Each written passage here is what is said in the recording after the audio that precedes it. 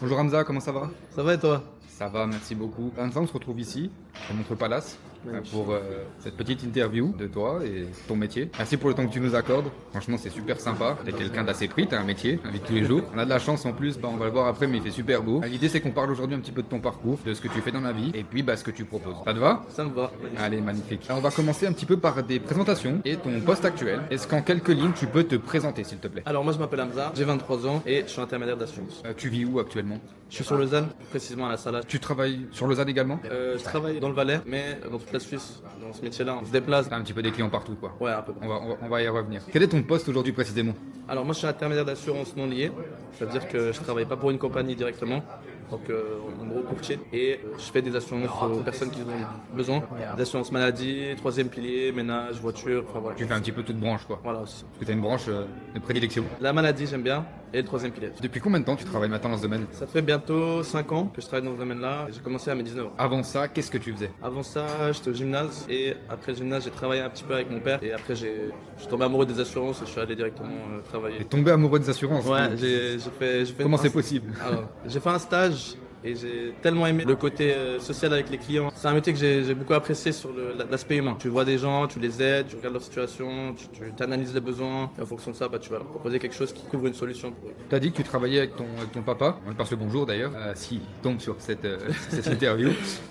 Qu'est-ce que tu faisais avec ton papa? Alors mon père il a un garage d'achat-revente de produits poids lourds, ça veut dire qu'on faisait plein de choses comme un peu de la mécanique, préparer les camions avant de les vendre, enfin, voilà, il y avait plein de choses, de l'achat, on cherchait, prospecter, donc ça touche un petit peu au même métier d'achat-revente que les assurances, mais c'est tout autre domaine, mais en gros de la prospection, de la préparation et de la vente. Est-ce qu'un jour tu pensais travailler dans l'assurance? Jamais de ma vie. Quand j'ai commencé dans les assurances, je savais même pas que j'étais moi-même assuré pour la maladie. J'ai commencé de zéro et petit à petit l'expérience, les stages, les formations et t'apprends et même aujourd'hui je suis encore en train d'apprendre. Au final tu finis jamais d'apprendre dans ce métier. Formation continue, quoi. Formation continue. Est-ce que c'est toi qui as fait ce choix de travailler dans l'assurance ou c'est une opportunité qui s'est présentée à toi? Alors j'ai postulé un peu partout et je suis tombé sur quelqu'un qui m'a dit viens me voir, on va faire un entretien. C'était le premier entretien que j'ai fait de ma vie. Ça allait tout seul. Donc concrètement, tu cherchais un emploi, Chercher un emploi. tu Ouais. postulais un petit peu à gauche à droite. C'est ça. C'est difficile de trouver un emploi, surtout ici en Suisse romande. Ouais. Et tu as un cabinet du coup qui t'a appelé, qui t'a proposé un entretien d'embauche, tu t'es présenté et ça a matché. Quel type de clients tu accompagnes aujourd'hui dans ton métier? Franchement tout type de clients. Que des particuliers ou des entreprises? Alors c'est surtout des particuliers. J'aimerais bien me lancer dans les entreprises peut-être plus tard, mais actuellement vraiment que des particuliers. Et j'aime bien les particuliers parce que tu peux tomber sur tellement de gens différents, avec des situations différentes, des besoins différents, qu'au final tu t'ennuies jamais en fait. Tu fais plutôt du conseil à la clientèle ou de la gestion de dossiers? Alors je fais surtout du conseil à la clientèle.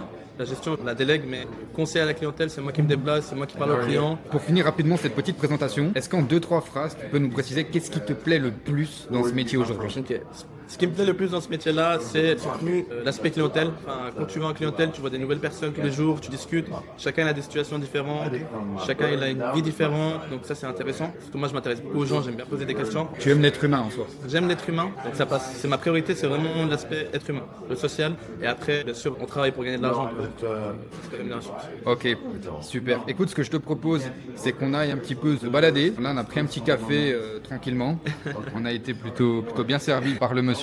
L'idée, c'est qu'on aille faire un petit tour dans Montreux, parce qu'aujourd'hui, on est à Montreux, et que tu nous montres un petit peu la ville, parce que c'est ce qui fait un petit peu la jonction entre le Valais et le Vaud. C'est ça, D'accord. avec plaisir. Ok, allez, à tout de suite. À tout de suite.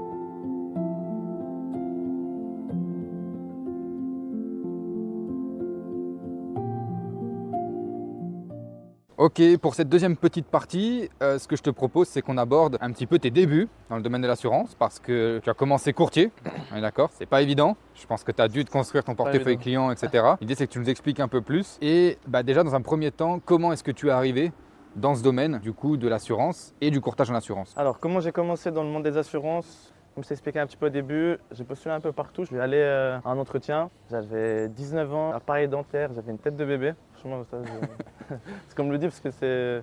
On me le dit souvent par rapport à ça, on me le rappelle. Et j'ai fait mon entretien, j'ai fait 2 semaines de formation au début. Et après, j'ai commencé à faire un petit peu des petits rendez-vous en accompagnement avec des agents qui s'étaient déjà expérimentés. J'ai pris de l'expérience en faisant ça. Et dès que je me sentais prêt, j'ai commencé à faire des rendez-vous. Ok. Au début, c'était vraiment que de l'assurance maladie.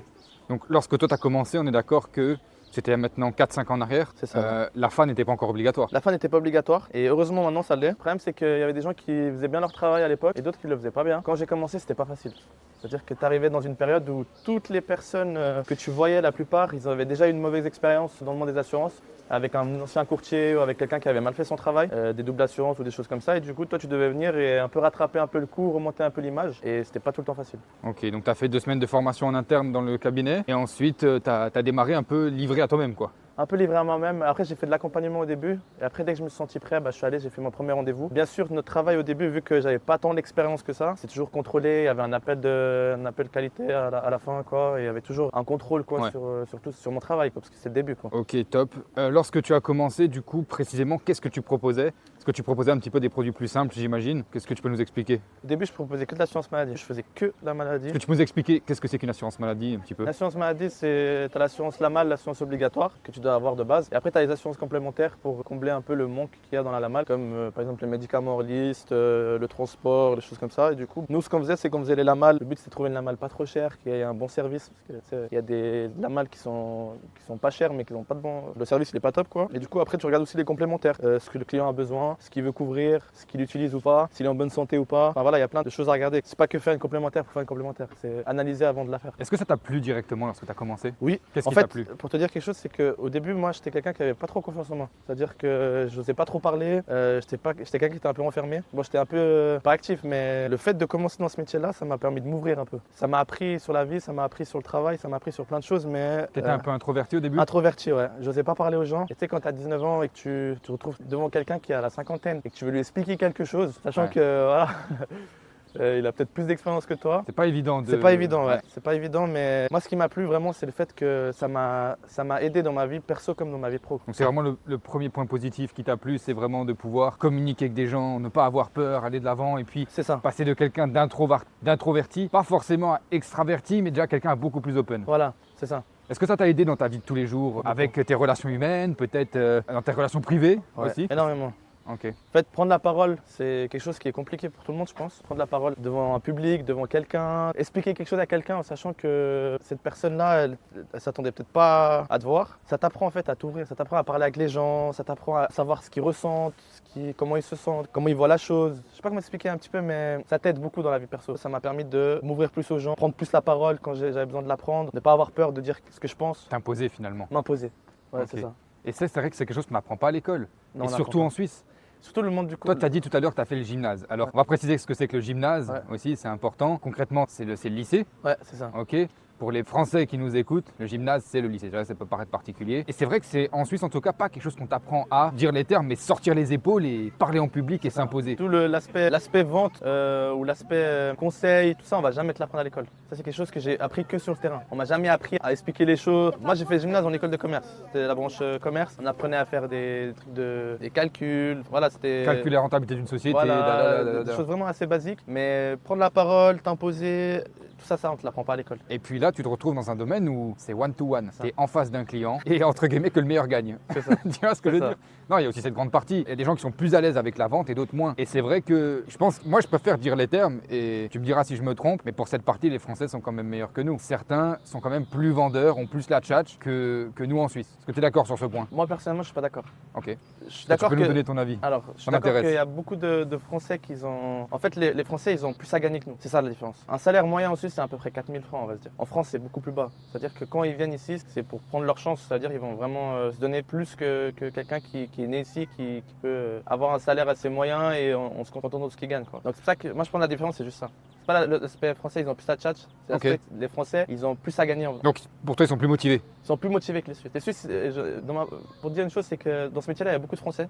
Ça, j'ai remarqué, moi je suis le seul Suisse de ma boîte. C'est le dingue. j'ai vu énormément de Français. Il n'y avait pas beaucoup de Suisses. Le rapport entre. Le ratio, ouais. Il n'y avait pas beaucoup. Pourquoi? Parce que c'est un métier où il faut avoir de la tchatch. On en revient un peu à ce que je disais. Ouais, Les Français mais ont un pas peu plus la spécialement. tchatch Je suis que pas chez nous d'accord. quand même. Je suis pas d'accord avec ça. C'est pas que la chat qui joue, c'est vraiment le fait qu'il y a plus à gagner, donc ils vont plus Ok. y aller plus que nous, quoi. Est-ce que lorsque tu as commencé au tout début, tu as eu du mal à développer ton réseau autour de toi ou bien juste vu que justement tu étais suisse, enfin tu es toujours suisse, Ouais. c'était plus facile et que tu Ouais. avais déjà de la clientèle à contacter? Franchement, non. Après, je pense que quelqu'un qui connaît personne ici, c'est beaucoup plus dur. Mais la clientèle, la recommandation, tu vas la chercher. Faut se donner les moyens de la trouver aussi. Faut oser le faire aussi. Ça, c'est le plus important parce qu'il n'y a pas beaucoup de gens qui osent parler à son ami ou son oncle ou sa tante de lui dire viens, je te fais tes assurances, viens, regarde tes assurances, viens, on fait le point. Donc oui, tu as plus de matière, mais après, ça dépend ce que tu en fais. Ok, top. Est-ce que avec le temps, tu comprends mieux les besoins de tes clients et tu arrives à mieux les cibler?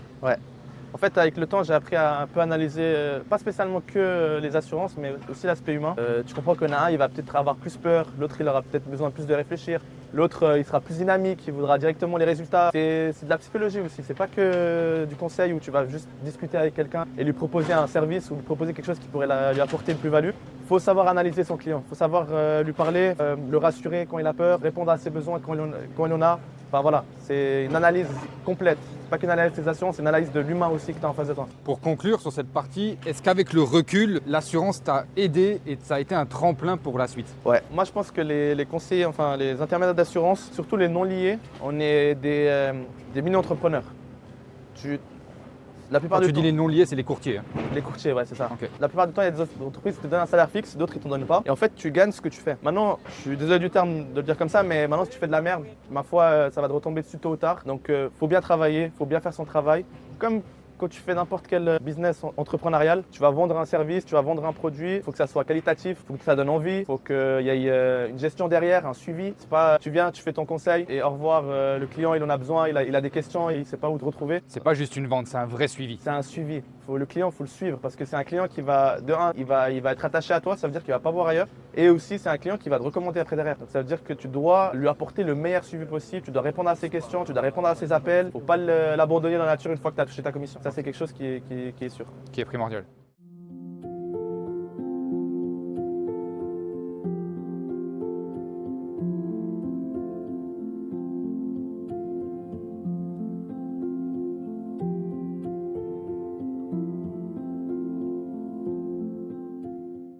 Qu'est-ce qui fait beau, Hamza? C'est vrai. C'est beau, hein? On est à Montreux ou On est à Montreux là. on est aux Caraïbes, là, avec le palmier? Je me pose des questions là. Ok, on va parler rapidement de ta transition, Ok. de ton ancien emploi jusqu'au nouveau, ok, donc qui était de courtier en assurance. Et puis, tu as changé une ou deux fois de société, tu l'as mentionné. Donc, l'idée, c'est que tu nous expliques aussi brièvement ça. Première question, déjà, pourquoi est-ce que tu as décidé de changer et de passer dans le domaine de l'assurance? Qu'est-ce qui a été le déclic pour toi? Je suis quelqu'un qui n'est pas manuel, on va dire. Même si j'aime bien des fois travailler, faire des petites activités manuelles, mais voilà, c'est pas mon domaine de prédilection, on va dire. Et quand j'ai eu l'opportunité de partir dans un domaine un peu plus bureaucrate, j'ai saisi l'opportunité en sachant que, enfin, je savais pas justement que j'allais pas être derrière un ordinateur, mais que j'allais être devant des gens et discuter. Quand je suis allé dans les assurances, je savais pas comment ça marchait, quoi. Je suis allé vraiment à découverte, j'ai aimé, j'ai continué et j'ai jamais lâché, quoi. Est-ce que c'était une opportunité ou vraiment un choix stratégique pour toi? C'est une opportunité que j'ai prise et c'est devenu un choix stratégique plus tard. Quand j'ai compris le parcours que je pourrais faire et les buts que je pourrais atteindre en faisant ce métier-là, c'est devenu un choix stratégique. Ok. Est-ce que le fait de changer de domaine a été difficile? Changer de domaine de mon père jusqu'à, enfin, de la société. Ouais, passer d'un métier manuel à un métier plutôt Quand on fait un bureaucrate. changement, c'est toujours difficile. C'était difficile au début, c'était un choix, c'était une décision à prendre. Je l'ai prise, je suis allé, ça a marché, tant mieux. C'était difficile de changer d'un coup du Ouais, il faut le dire, lendemain, hein. de changer de vie, de changer de mentalité, de changer d'objectif. D'ambiance, hein, Ouais, de c'est ça. passer de ce que toi tu étais dans un garage où vous faisiez un petit peu de la réparation. Ouais, on faisait un peu de l'achat-revente, c'est-à-dire on préparait un peu les camions, c'est-à-dire que c'était vraiment un tout autre domaine. C'était pas de base, j'allais pas partir dans les assurances. Je partais dans les assurances parce que ça m'a plu et j'ai continué, quoi. Est-ce que tu as douté avant de te lancer? Ouais. Qu'est-ce qui t'a fait douter? Le changement de vie déjà, changer la manière de s'habiller, la manière de parler. Tu sais, quand tu es devant quelqu'un, encore une fois, ce que je disais avant, qui a je sais pas, la cinquantaine et tu en as 23, quand tu te dis, les gens, des fois, ils se disent que les activités manuelles, c'est difficile. Oui, c'est difficile. Ça, je suis d'accord à 100% quand quelqu'un il se lève à 5h du matin et qui finit à 17h en portant des charges toute la journée. Mais aussi, c'est difficile de se poser avec quelqu'un pendant 1 heure en étant sérieux, en faisant attention à ce que tu dis, en le conseillant au maximum, en le comprenant. Des fois, tu as des refus, des fois, tu te fais mal parler. C'est des choses qui sont aussi difficiles. mais psychologiquement plutôt. Juste avant de rentrer dans la société de courtage dans laquelle tu as démarré, tu as dû te reformer. Donc tu as démarré dans cette société, ensuite tu as basculé dans une autre. Ouais, changer d'entreprise. Pourquoi? Est-ce que tu peux nous dire? Tu as une meilleure proposition? Tu t'es fait débaucher? Comment ça s'est passé? C'était pas une meilleure proposition, on va dire financière, parce que je me plaisais bien là où j'étais. C'était surtout l'aspect formation. À un moment donné, j'ai travaillé. Avant, la FA n'était pas obligatoire. C'est-à-dire avoir un diplôme dans les assurances, c'était pas obligatoire. Là, on parle d'il y a 4-5 ans en arrière. Là, on parle d'il y a 4-5 ans en arrière. Ouais. Et quand j'ai compris le fait qu'il faut que je me forme, parce qu'à un moment, tu as une limite dans ce métier-là. Tu vas faire par exemple de l'assurance maladie. Tu vas comprendre ton produit, tu vas comprendre ce que tu proposes, mais par contre, il y a de l'assurance maladie, il y a du troisième pilier, il y a de l'assurance ménage, il y a de l'assurance voiture, il y a plusieurs assurances, il y a plusieurs compagnies, il y a plusieurs produits. Donc, à un moment donné, j'étais assez limité niveau connaissances et du coup, je suis parti pour me former. Je suis pas parti parce que c'était mieux rémunéré, mais je suis parti parce que je devais me former et passer la FA justement. Et à ce moment-là, j'ai passé la FA. Donc, clairement, tu as commencé par une première formation et ensuite tu as dû te reformer à la FA. On va en parler un petit peu plus tard. Sans ton expérience que tu as accumulée dès le début, est-ce que tu aurais pu avoir le poste que tu as actuellement et puis les conditions que tu as actuellement? Non, c'était toujours commencer quelque part. C'est jamais parfait au début. Et petit à petit, tu évolues, tu t'améliores jusqu'à arriver à un stade où tu es bien. Tu as pu négocier tes conditions au fur et à mesure aussi. Quand tu sais ce que tu vaux, après plus tard, tu peux mieux négocier tes rémunérations, tu peux mieux négocier un peu tout ça, quoi. C'est en fait, plus tu évolues, plus tu connais, plus tu t'intéresses, plus tu peux peser, on va dire. Faut commencer au début. Accepter que ça va être difficile, d'accepter d'avoir pas forcément les meilleures conditions du monde. Et puis ensuite, de par ta production, de par la qualité de tes contrats, la qualité de ton travail, tu peux aller chercher une meilleure rémunération avec des meilleures conditions et tout ce qui s'ensuit. C'est ce que toi tu as fait? Ouais, ce que j'ai fait. Moi, ce qui m'intéresse surtout, c'est les connaissances. C'est-à-dire que apprendre. Quand j'aime quelque chose, j'aimerais bien tout connaître de la chose. Sauf que dans les assurances, c'est que tu finis jamais d'apprendre. Donc au final, tu peux faire des années et chaque année, tu apprends des nouvelles choses, des nouveaux produits, des nouvelles. Ouais, c'est ça, il y a des nouveaux produits qui sortent chaque année. Voilà, les compagnies sont très innovantes. Ouais, c'est ça. Ok, on va parler rapidement de ton métier au quotidien. Que tu nous expliques concrètement qu'est-ce que tu fais, quel type de clients tu traites en précision. Pour démarrer, est-ce que tu peux nous expliquer à quoi ressemble une journée type pour toi? De quand tu te lèves jusqu'à ce que tu te couches. On est intrusif ici. Les journées, elles se ressemblent, mais les journées sont tellement différentes des fois et tellement ressemblantes à d'autres moments. Par exemple, je me lève le matin, je regarde les rendez-vous que j'ai, les rendez-vous que j'ai fixés, je traite mes retours, les retours clients. Les questions, je les traite aussi. Quand j'ai pas de rendez-vous le matin, du coup j'ai un trou, c'est assez flexible ce métier-là, donc ça c'est bien. Je vais aller au bureau par exemple, je vais retravailler un peu mes recommandations, je vais retravailler un petit peu mes clients passés, voir si ça s'est bien passé. Enfin voilà, tu as toujours quelque chose à faire, mais c'est jamais la même chose. Des fois tu vas être en clientèle, des fois tu vas être au bureau en train de gérer tes retours, en train de gérer tes mails, des fois tu vas faire du phoning. Tu vas appeler, tu vas démarcher, bien sûr pas du démarchage à froid parce que c'est interdit, mais tu vas démarcher des recommandations ou des leads que tu as créés, tu as générés, enfin voilà, des gens qui sont bien sûr intéressés par un conseil. Donc concrètement, toi, tes rendez-vous clients, tu les fais quand? Rendez-vous clients, ça dépend. Ça peut être le matin à 8h quand le client se réveille, il prend un rendez-vous. Ça peut être le soir, des fois les derniers rendez-vous je les ai à 20h parce que les gens ils travaillent. Donc tu es assez open sur ta plage horaire. Franchement, j'ai aucun souci à travailler. C'est-à-dire que je peux, en tout cas en semaine, même le week-end, des fois le samedi, je prends des rendez-vous si je peux en avoir. Mais, même le week-end? Ouais, ça m'arrive. Ah mais t'es un acharné en fait. Quand t'aimes le métier, ok. Y a rien que t'arrêtes. C'est que le métier que t'aimes ou? Ouais, franchement, il y a le métier. Bon après les rémunérations, mais encore une fois, les rémunérations c'est. On va en parler. On va en parler. Mais ouais, le métier, franchement, en général, ça me dérange pas de me lever un matin pour aller faire un rendez-vous avec un client qui est intéressé à me voir.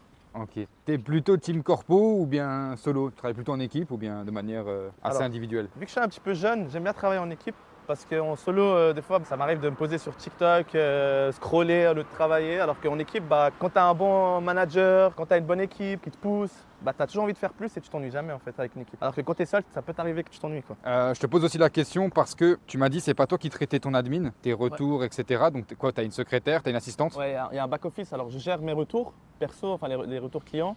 Mais après, tout ce qui est par exemple certains retours de compagnie où ils nous demandent certaines informations, ce sera le back-office qui va s'en occuper. Ok, donc tu as quand même quelqu'un qui t'aide à traiter tout ça et puis ces petites choses. Ok. Tu dirais que tu passes quand même plus de temps à faire un petit peu ton admin ou bien à être en clientèle? Ça dépend des jours. Il y a des jours où je vais enchaîner du matin au soir que des rendez-vous. Il y a des jours où je vais faire le matin l'admin, l'après-midi des rendez-vous. Il y a des jours où c'est l'inverse. Il y a des jours où il n'y a pas de rendez-vous, du coup tu vas faire que de l'admin, où tu vas retravailler tes recos. La plupart du temps, moi personnellement, je fais énormément de rendez-vous. La plupart du temps, c'est surtout des rendez-vous. Mais il y a aussi ce côté admin qu'il faut aussi gérer. Tu fais combien de rendez-vous par jour en moyenne? Ça m'arrive, ça dépend. Des fois il y en a deux, ça dépend des jours, ça dépend des saisons. Des fois il y en a deux, des fois il y en a un, des fois il y en a trois, des fois il y en a quatre, des fois il y en a cinq. C'est quoi les plus grosses saisons pour toi? La plus grosse saison, c'est fin d'année. Fin d'année, normal, les gens ils reçoivent leur nouvelle police, du coup ils doivent revoir leur nouvelle assurance. Du coup, il y a plus de demandes et du coup, c'est un peu plus open, on va dire, à un conseil qu'en milieu d'année. Ok, top. Donc il y a vraiment des périodes de l'année. Est-ce que toi tu traites pas mal aussi sur la période là actuellement, février, mars, avril, la période fiscale ou pas trop? Oui, je traite. Après, ça va être des saisons où les gens ils vont plus être intéressés par un troisième pilier, par de la prévoyance que par de l'assurance maladie. Enfin, ça dépend aussi des périodes. Là, la période fiscale, souvent les gens, vu qu'ils reçoivent les impôts, ils vont peut-être penser plus à la prévoyance, à économiser des impôts en faisant un troisième pilier par exemple. Enfin voilà, il y a plusieurs choses à voir. De toute façon, dans ce métier, il y a toujours du travail. Que ce soit en début d'année, fin d'année, si tu es acharné du travail, tu auras toujours quelque chose à faire. Est-ce que tes journées se ressemblent ou pas trop? Tu l'as dit un petit peu avant, oui et non. Est-ce que tu peux nous expliquer? Alors, ça se ressemble parce que tu fais en vrai le même métier. Tu es conseiller en assurance, c'est-à-dire que tu gères un peu, mais là où ça change, c'est les retours, les clients que tu vois. C'est toujours des clients qui sont différents, qui ont des situations différentes. Du coup, tu dois analyser différemment. Tu peux tomber sur des belles surprises. Il y a des clients, des fois, tu vas passer un conseil, tu vas faire que rigoler avec eux. D'autres, tu vas être sérieux tout le conseil. Il faut savoir s'adapter dans ce métier-là. C'est pas tu fais la même chose, tu te lèves, tu travailles de telle heure à telle heure. C'est des fois, je vais travailler plus tard qu'un autre jour. Des fois, je vais me lever plus tôt. Des fois, je vais me lever un petit peu plus tard. Ça change tous les jours. Mais tu dois savoir adapter toi-même ton programme, savoir quand faire telle ou telle tâche. En moyenne, tu travailles combien d'heures par semaine? J'ai jamais calculé. Tu comptes pas? J'ai jamais calculé. T'es trop passionné pour ça? Ça peut m'arriver de travailler. Comme je t'ai dit, des fois les samedis, j'ai jamais calculé. Est-ce que tu penses que tu dépasses le taux horaire normal de 42 heures? Ouais, ça peut. Ouais, je pense que oui. Est-ce que ça te laisse quand même du temps pour ta vie privée? Je sais pas, si tu peux nous dire ou pas, t'as une compagne, t'es célibataire? Alors oui, j'ai une madame qui m'a suivi dès mes débuts. C'est-à-dire qu'elle sait dans quoi je me suis engagé et elle m'a suivi de mon évolution de A à Z. Ça veut dire qu'elle sait comment ça marche. Des fois, je vais dire j'ai fini le travail à 15h. Des fois, je vais dire j'ai fini le travail à 23h. Ça va, ça la dérange pas? Ça la dérange pas. Non, donc elle te soutient quoi. Elle me soutient. T'as beaucoup de chance, c'est magnifique. Donc est-ce que pour toi, c'est quand même un métier qui est compatible avec une vie de famille, même si t'as pas d'enfant encore j'imagine, parce que t'es assez jeune? Est-ce que tu te projettes avec des enfants? Alors, je me projette avec des enfants, oui. Bon, là, je suis encore jeune, donc c'est-à-dire que j'y pense pour plus tard. Actuellement, je vis le moment présent, mais bien sûr, dans ce métier-là, tu peux te projeter avec une vie de famille. Mais par contre, il faut savoir adapter. C'est-à-dire que, par exemple, moi, comment je travaille aujourd'hui, j'ai pas d'enfant, je peux rentrer tard, j'ai pas besoin d'être souvent collé à madame, parce qu'elle aussi, elle travaille, ça peut lui arriver Enfin, voilà, elle est occupée aussi. Donc actuellement là, non, comme je suis actuellement, mais si par exemple je vais avoir un enfant plus tard, je vais adapter mes horaires, je vais prendre moins de rendez-vous peut-être, je vais travailler différemment. Est-ce qu'avec l'expérience, tu arrives à mieux gérer ton emploi du temps qu'avant et du coup tu as plus de temps libre pour toi et puis du coup pour ta compagne indirectement? Ouais. Alors avec l'expérience, au début tu prends ce qu'on te donne et petit à petit tu commences à faire toi aussi. Donc oui, tu commences à adapter de plus en plus ton programme tout seul. Tu sais être productif au bon moment. Au bon moment, voilà. Tu sais Okay. être productif au bon moment.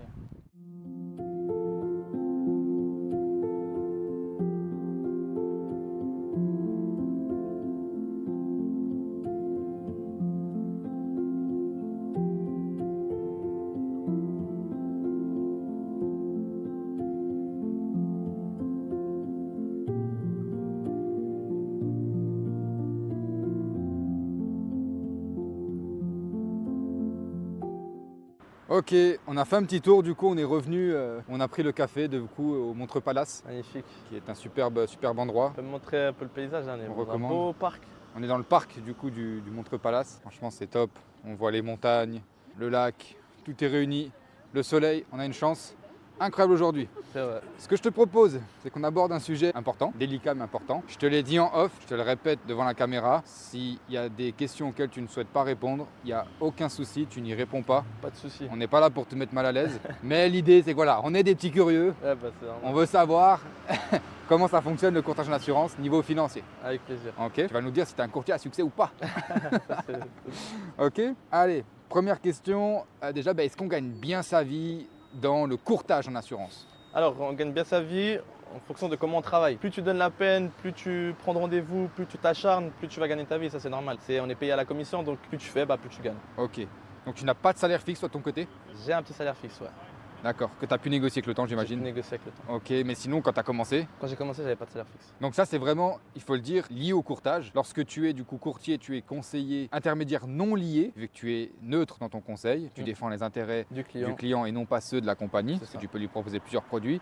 Et du coup, naturellement, en tant que courtier, tu n'as pas de salaire fixe dans la logique des choses. Ouais. Certains courtiers en proposent, je pense avec le temps, l'expérience, la confiance. Mais si tu travailles en compagnie, toi tu n'as jamais travaillé en compagnie, on est d'accord? Jamais travaillé en compagnie, non. Si tu travailles en compagnie, bah, tu as un salaire fixe. C'est vrai. Parce Ça, que tu dois défendre les intérêts de la compagnie et puis travailler le portefeuille. Donc concrètement, on peut bien gagner sa vie dans le courtage. On peut bien gagner sa vie dans le courtage, ouais. Même très bien. Très bien, ouais. Est-ce que tu gagnes mieux ta vie maintenant que lorsque tu as démarré? Oui, maintenant je gagne mieux ma vie que quand j'ai démarré. Quand j'ai démarré, je gagnais des miettes, oh Dieu. Mais avec le temps, l'expérience, les connaissances, les contacts, tu gagnes mieux ta vie. Ouais. Faut juste être acharné, en fait. Faut juste pas lâcher, ça va Tu t'es fait petit à petit. petit à petit, mais sûrement. Avec des bonnes bases, avec des bases solides, avec de la confiance, et c'est comme ça que ça marche. Quel est ton meilleur mois? De meilleur. T'es pas obligé de répondre. Hein. Alors je vais. Je peux donner une fourchette si tu veux. Ok. Pas 15 et 20 000, on va dire. Entre 10 et 15 000. 10 et 20 000. Allez. On va dire, c'est trop. C'est une meilleure fourchette. C'est Entre 15 et 20 000.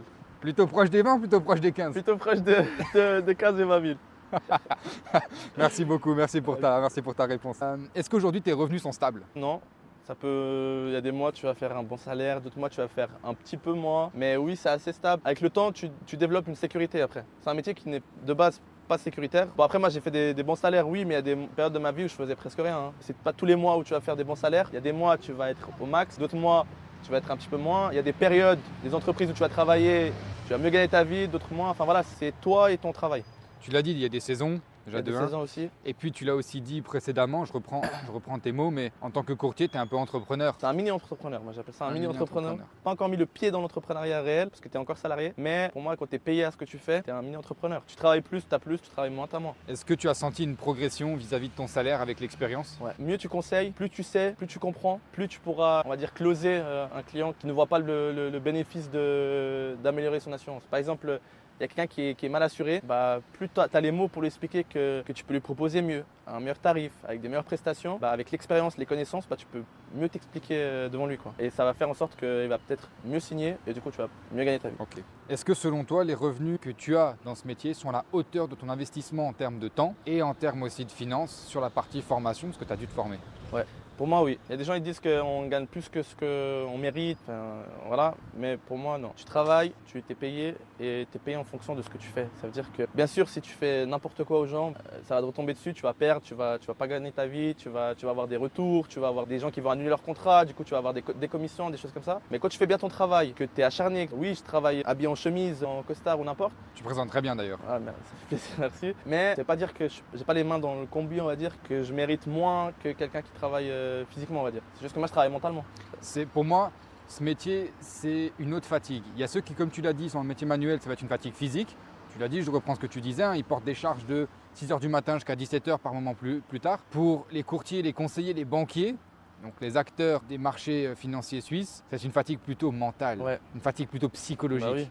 Parce que le contact humain use. C'est ça. Ça use mentalement. Quand tu as fait une semaine où tu t'es pris des refus, des gens qui t'insultent au téléphone, il y a des gens qui t'insultent au téléphone quand tu les appelles alors que c'est même eux qui ont demandé à être appelés, ça te fatigue. Mentalement, moi j'ai eu des périodes où j'étais pas bien mentalement. Par contre, oui, physiquement, je fais du sport et tout, mais c'est plutôt une fatigue mentale. À un moment, tu te dis, est-ce que je suis encore prêt à ça? Est-ce que j'ai encore les capacités pour continuer? Est-ce que tu te poses des questions? Tu te remets en question presque tous les jours, tous les 4 matins, tu vas te remettre en question toute ta vie en entière. Est-ce que je suis dans mon métier? Est-ce que j'ai bien fait mes choix? C'est une fatigue mentale. Comme tu as dit, c'est vraiment une fatigue mentale. Nerveuse, tu sais pas où tu vas finir, tu sais pas où ça va t'amener, mais au final, tu continues et tu t'accroches et ouais. Ce que je te propose, c'est qu'on aborde le sujet de la formation parce que c'est bien beau, tu nous annonces des très beaux salaires, mais tu as dû te former, ok. Ouais. En plus de ça, au 1er janvier 26, la FINMA a fait rentrer une nouvelle loi en vigueur qui est que le diplôme, la certification AFA est devenue obligatoire. Est-ce que pour toi, c'est une bonne chose ça? C'est la meilleure chose qu'ils auraient pu faire. C'est la meilleure chose que la FINMA en fait, c'est obliger les gens à passer un diplôme avant d'aller voir des personnes pour leur proposer. Est-ce que c'est pas normal finalement? Oui. En fait, pour moi, c'est ce qui aurait dû être fait de base en fait. Oui, tu peux être un bon commercial, on va dire, tu peux bien t'exprimer, tu peux bien expliquer les choses, mais au final, si tu ne connais pas ton produit, si tu t'es pas formé à ce que tu proposes, si tu ne connais pas les assurances tout court, mais tu vends bien, au final, c'est juste que tu vas faire tout n'importe quoi à des gens qui ne le méritent pas en fait finalement. Donc te former, tu protèges toi, ta carrière et surtout tes clients. Tes clients, ils méritent d'avoir un conseiller qui s'est formé, qui sait de quoi il parle, qui a dû passer devant des experts, qui a dû passer un test, qui prouve ses capacités à te conseiller. Donc ouais, c'est la meilleure chose qu'ils auraient pu faire, c'est faire le diplôme AFA une obligation. Ok. Selon toi, démarrer avec une bonne formation formation, est-ce que c'est important? Démarrer, pour moi, moi j'ai commencé différemment parce que c'était une époque différente aussi. Mais au jour d'aujourd'hui, maintenant, tu peux pas réussir dans l'organisation si tu te formes pas avant. Ça c'est sûr. Tu fais une formation, tu te formes un maximum, tu sais de quoi tu parles et quand tu arrives devant un client, tu sais déjà comment le conseiller, tu connais ses besoins, tu sais analyser ses besoins. Après, l'aspect vente, l'aspect savoir t'exprimer, tout ça, c'est à toi d'apprendre à le faire tout seul, quoi. On va pas t'apprendre à parler à quelqu'un. Du coup, toi, tu as fait ta formation AFA. Est-ce que tu peux nous dire comment ça s'est passé? Tu l'as fait en présentiel ou en distanciel? Moi, je l'ai fait en présentiel. C'était à l'époque où on devait le passer en présentiel devant un expert. Ok.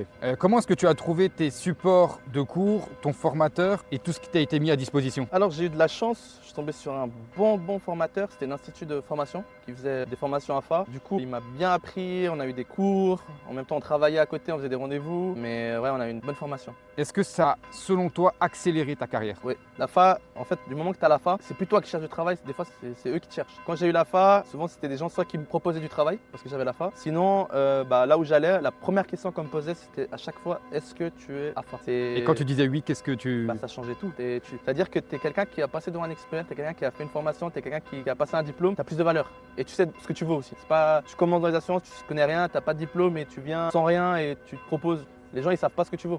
Est-ce que pour toi, ça permet d'éviter des erreurs en clientèle? Beaucoup. Est-ce que ça a amélioré ton conseil? Ça a amélioré mon conseil. Après, moi, je faisais très attention à ce que je disais de base, vu que je n'avais pas le diplôme, et que nous, on avait un appel qualité après derrière. C'est-à-dire que mon manager, il rappelait, il posait les questions essentielles pour savoir si ça s'était bien passé, et que j'avais bien expliqué toutes les choses que je devais expliquer. Mais maintenant, tu es plus autonome, c'est-à-dire que tu as plus confiance en toi aussi, parce que tu sais de quoi tu parles. C'est-à-dire que tu as été formé pour ça. C'est pas, tu l'as appris vite fait et allez, vas-y, fais. C'est vraiment que tu es formé, du coup, tu sais de quoi tu parles. Si tu devais recommencer aujourd'hui, est-ce que tu passerais ton AFA immédiatement? Ouais. Pour les personnes qui veulent commencer dans ce métier-là, moi, ce que je conseille déjà, c'est d'abord s'intéresser au métier, s'intéresser à les aléas du métier, les bons et les mauvais côtés du métier, mais surtout, s'intéresser surtout à l'aspect formation. Formez-vous avant. Une fois que vous êtes formé, allez en clientèle. Est-ce que tu serais d'accord de nous donner quelques conseils pour des personnes qui aimeraient démarrer dans ce métier? Même si tu l'as déjà fait un petit peu au long de cette vidéo, est-ce que ce serait OK pour toi? Avec plaisir. Ok, top. Déjà, premier point, est-ce que tu recommandes ce métier? Alors bien sûr, je recommande ce métier-là. C'est un métier qui est beau, c'est un métier qui est bien, même si on est un peu mal vu aux yeux des gens, mais la réalité de la chose, c'est que quand tu es quelqu'un de bien, quelqu'un qui fait des bonnes choses, qui veut vraiment le bien de tes clients, bien sûr, tu es fait pour ce métier-là et tu peux te lancer dans ce métier-là. Tu dis on est mal vu, mais on est aussi là aujourd'hui pour changer un peu la vision de ce métier. Selon toi, pourquoi est-ce qu'aujourd'hui les gens ont peur de faire appel à un assureur? Les gens, ils ont peur parce que dans le passé, il y a eu tellement d'écart dans ce métier-là. Heureusement, la FINMA, maintenant, ils ont intervenu et du coup, il faut passer un diplôme et il y a plus de choses qui sont, on va dire, contrôlées. Avant, tout le monde pouvait. Avant, le porte-à-porte était légal. Les gens, ils toquaient aux portes des gens. À l'époque aussi, les gens, le démarchage à froid, c'était légal. Enfin, légal, mais tu m'as compris. Mais il n'y avait pas cet aspect où c'était contrôlé comme aujourd'hui. Aujourd'hui, pour moi, un conseiller qui est accrédité par la FINMA, qui est dans le registre FINMA, il n'y a pas à avoir peur de lui. Par contre, un conseiller où tu ne le retrouves pas dans le conseil FINMA, dans le registre FINMA, il faut peut-être prendre ses gardes. Prendre ses gardes et faire attention à ce que tu fais. Ok, top. À quel type de profil tu recommanderais ce domaine? Aux personnes qui ont envie de changer leur vie, personnes qui ont envie de faire quelque chose de nouveau, qui ont envie de vraiment changer leur vie, mais drastiquement, que ce soit dans l'aspect professionnel et privé, comme je le disais avant. Moi, ça m'a aidé dans mon aspect privé, ça m'a aidé dans mon aspect professionnel. Donc si tu as envie de changer ta vie, que tu te sens capable de tenir un discours devant quelqu'un en étant logique, en étant respectueux, il y a plein de qualités à avoir, mais tu as envie de changer ta vie, tu peux essayer de te lancer dans ce métier-là, mais bien sûr, forme-toi avant et tout va bien se passer. Quelles erreurs les débutants commettent le plus lorsqu'ils démarrent? Croire qu'ils savent tout. Au début, quand tu te lances, tu vas penser que tu es au max, tu sais tout ce que tu fais, tu contrôles tout ce que tu fais, mais non. Dans ce métier-là, il faut se former, il faut apprendre. Tu n'as jamais fini d'apprendre. Donc l'erreur, c'est de penser que tu es au-dessus de tout. Si quelqu'un regarde cette vidéo et hésite à se lancer, qu'est-ce que tu lui dirais? Fais-le. Vraiment, fais-le. Au pire des cas, c'est un échec. C'est un échec, mais je pense que des échecs dans la vie, on en a tous fait. Donc au final, c'est un échec de plus, un échec de moins, ça ne va pas changer ta vie. Mais par contre, ça peut changer ta vie si tu le fais bien. Est-ce que pour toi, il y a plus de chances que ça réussisse ou que ça fonctionne pas? Le plus important, ça c'est quelqu'un qui me le disait souvent, c'est ne pas être un sprinter, mais être un marathonien. On ne veut pas des résultats tout de suite, mais c'est petit à petit, tous les jours, un peu tous les jours, au fil du temps, tu auras des résultats, c'est de la logique. Ok, top. Hamza, un grand merci pour cette interview aujourd'hui, merci pour ton temps. Merci à toi. Tu as un gros emploi du temps, on le sait, tu dois gérer des clients. Si des personnes souhaitent travailler, collaborer avec toi, est-ce que tu autorises à ce qu'ils te contactent? Mais bien sûr, avec grand plaisir, que ce soit de la clientèle ou bien des gens qui veulent se lancer et qui ils ont des questions ou n'importe. J'ai une page TikTok, je ne sais pas si je peux en parler. Bien sûr, volontiers. Bon, je débute sur TikTok, donc c'est pas la qualité n'est pas encore top, mais on peut me retrouver sur TikTok, ça s'appelle Assureurman. Assureurman. Assureurman. On mettra tout dans la description. Avec plaisir. Est-ce que pour du coup le côté un peu plus professionnel, des gens qui souhaiteraient travailler avec toi, par exemple pour un contrat d'assurance maladie, pour un contrat d'assurance vie ou autre, tu acceptes qu'on te contacte soit via LinkedIn ou bien via WhatsApp? Avec plaisir, il y aura mon numéro, je peux te donner mon numéro, tu peux le mettre sur la description. Sur LinkedIn aussi, on peut me retrouver aussi. Donc sans problème, je serai toujours disponible, ça c'est pas un problème. Magnifique. Un grand merci, merci beaucoup pour ton témoignage et ton parcours inspirant. Si ce métier vous intéresse et que vous souhaitez être accompagné correctement dès le départ, toutes les informations sont en description. Hamza, merci beaucoup. Merci à toi.